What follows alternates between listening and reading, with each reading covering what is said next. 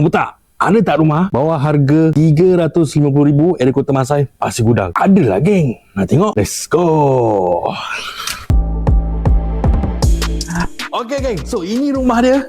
Okay, rumah dah fully tiles, carport mosaic. Jom kita tengok dalam. Wow.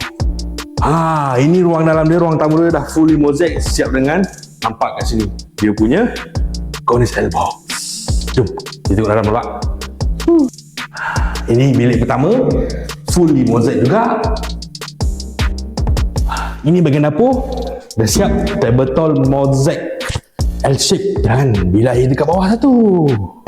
Tangga pun mosaic.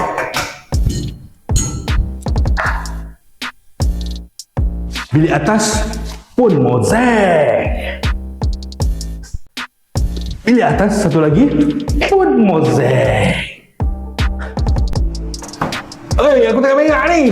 Bilik atas pun mosaic. Jadi kalau korang berminat dengan rumah Kota Masai bawah RM350,000, cepat Roger Abang Botak untuk saya bantu anda untuk buat semak kelayakan membeli rumah secara percuma. Ataupun anda buntu, Abang Botak bantu.